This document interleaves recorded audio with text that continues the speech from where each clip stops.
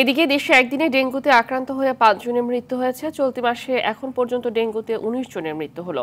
এ নিয়ে এডিস মশাবাহিত এই রোগে আক্রান্ত হয়ে নতুন করে 535 জন হাসপাতালে ভর্তি হয়েছে। মঙ্গলবার স্বাস্থ্য অধিদপ্তরের সংবাদ বিজ্ঞপ্তিতে তথ্য জানানো হয়। এতে বলা হয়, সর্বশেষ 24 ঘন্টায় ডেঙ্গুতে আক্রান্ত হয়ে 2 জনের মৃত্যু হয়েছে চট্টগ্রাম বিভাগের হাসপাতালে। অপরদিকে ঢাকা উত্তর ও দক্ষিণ সিটি কর্পোরেশন এবং খুলনা বিভাগের হাসপাতালে একজন করে মোট 3 জন ডেঙ্গুতে আক্রান্ত হয়ে মারা গেছে।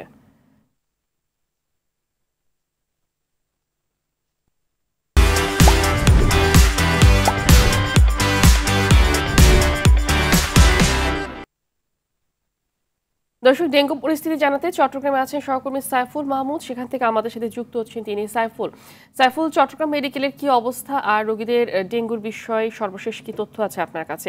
আরেকটি বিষয়, সেটা হচ্ছে এডিস মশা নিয়ন্ত্রণে সিটি কর্পোরেশন কি ধরনের উদ্যোগ গ্রহণ করেছে, সব মিলে বিস্তারিত জানাবেন।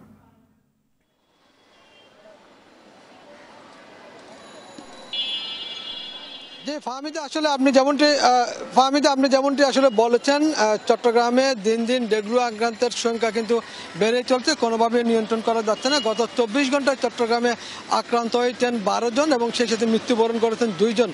চলতি বছর ডেঙ্গুতে আক্রান্ত হয়েছেন 790 জন এবং মারা গেছেন কিন্তু 9 জন। শুধুমাত্র এই 9 জনের মধ্যে চলতি মাসে মারা গেছেন কিন্তু 4 জন।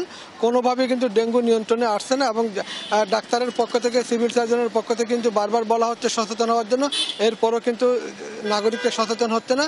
এবং দেখা যাচ্ছে চট্টগ্রাম সিটি কর্পোরেশনের বাইরেও কিন্তু আসলে উপজেলাগুলোতে ডেঙ্গু আক্রান্তের সংখ্যা দিন দিন বেড়ে চলছে এবং চট্টগ্রামের যে কয়টি হাসপাতাল আছে প্রতিটি হাসপাতালে কিন্তু ডেঙ্গুর আলাদা কর্নার করা হয়েছে এবং প্রতিটি হাসপাতালে কিন্তু ডেঙ্গু রোগীদেরকে সেবা দিতেন। একটা বিষয় হচ্ছে যে গত বছরের তুলনায় এবছর কিন্তু আক্রান্ত এবং মৃত্যুর সংখ্যা কিন্তু খুবই কম। গত বছর কিন্তু অধিক মারা গেছিলেন, প্রায় 84 জনের মতো গত বছর মারা গিয়েছিলেন। এই বছর কিন্তু সেরকম নয়, এবছর এই পর্যন্ত চলতি বছরে 9 জন মারা গিয়েছেন।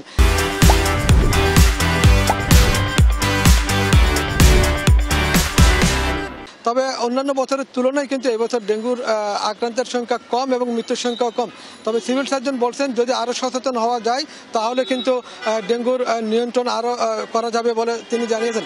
তবে যারা সাধারণ বাসিন্দা আছে তারা কিন্তু সিটি কর্পোরেশনের বিরুদ্ধে অভিযোগ তুলেছেন।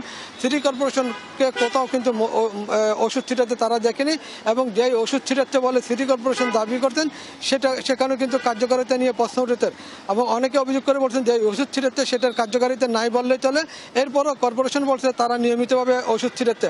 তবে কর্পোরেশনের বাইরে কিন্তু, সিটি কর্পোরেশনের বাইরে 15টি উপজেলাতে অধিক হারে কিন্তু আক্রান্ত হতেন, সেখানে কিন্তু কোনো ধরনের প্রশাসনের পক্ষ থেকে কোনো কার্যক্রম চোখে পড়েনি বলে অভিযোগ করেন সাধারণ জনগণ। ফাহমিদা, এই ছিল ডেঙ্গু পরিস্থিতি নিয়ে আমার কাছে সর্বশেষ তথ্য। ধন্যবাদ।